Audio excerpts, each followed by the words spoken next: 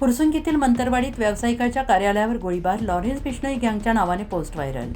पुण्याच्या फुरसुंगीतील मंतरवाडी येथे सोमवारी रात्री एका व्यावसायिकाच्या कार्यालयावर अज्ञातांनी गोळीबार केल्याची धक्कादायक घटना आज समोर आली आहे.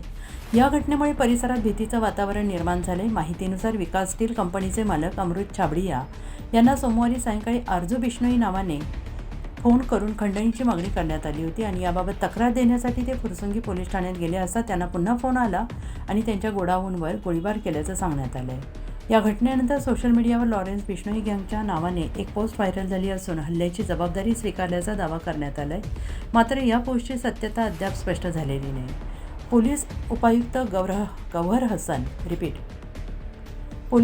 गौहर हसन यांनी सांगितलं की CCTV फुटेजच्या आधारे आरोपींचा शोध सुरू असून खंडणीचा फोन आणि व्हायरल पोस्ट यांचाही तपास केला जातो आहे. व्हॉइस ऑफ महाराष्ट्र न्यूज चॅनेलसाठी ब्युरो चीफ मुन्ना मुजावर यांचा विशेष रिपोर्ट. काल संध्याकाळी 7 वाजता आपल्याकडे अमोल छाबडिया नावाचे एक कंप्लेनंट आले होते. त्यांनी आपल्याला असं सांगितले की जवळपास संध्याकाळी 7:30 वाजता त्यांच्याकडे एक कॉल आला होता. त्याच्यात त्यांनी त्याचं नाव आरजू बिश्नोई सांगितला आणि त्याच्याकडून काही रक्कम याच्यावर ॲज अ रॅन्सम त्यांनी मागितली. आपण घटनेची दखल घेताना तात्काळ त्यांना फुरसुंगी पोलीस स्टेशनला पाठवून दिले. जेव्हा सोबत घेऊन पाठवून दिले. जेव्हा ते फुरसुंगी पोलीस स्टेशनला आले, ते पोलीस स्टेशनमध्ये होते रात्री 8-10 दरम्यान. त्या दरम्यान त्यांच्याकडे कॉल आला की 4 राऊंड त्यांचे गोडाऊनवर फायर झाला आहे. त्या अनुषंगाने आपण रात्री FIR दाखल केला आहे आणि आपलं पुढच्या इन्व्हेस्टिगेशन त्याच्याबद्दल चालू आहे. सर, लॉरेन्स बिश्नोई गँगने एक फेसबुक पोस्ट केली आहे ज्याच्यात त्यांनी सांगितले की जवळपास गोळीबाराची जबाबदारी त्यांनी स्वीकारली आहे. तो व्हिडिओ पोस्ट केलाय. त्या दिशेनं काही तपास सुरू आहे का आणि बिश्नोई गँगने जबाबदारी स्वीकारल्यानंतर हा बिश्नोई गँगचाच प्रकार आहे असं काही लक्षात आलं?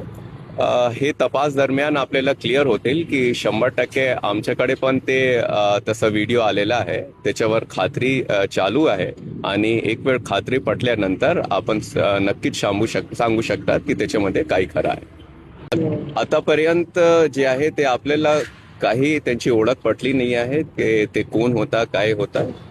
त्याच्याबद्दल आपण चौकशी करतात आणि जसे आपल्याला काही माहिती होते आपण ते ताब्यात घेतले. सर, या प्रकरणामध्ये आतापर्यंत नाही, आतापर्यंत कोणाला.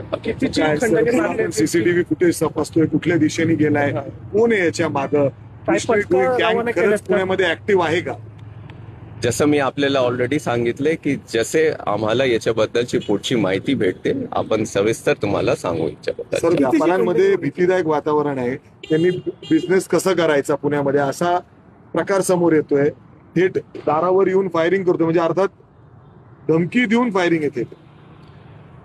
याची पूर्ण आपल्याला चौकशी जसे ते आला होता त्याची पण आपण तात्काळ दखल घेतली. FIR रजिस्टर केले आहे आणि याची पुढची चौकशी चालू आहे. कितीची काय खंडणी मागितली होती अमाऊंट कळलं?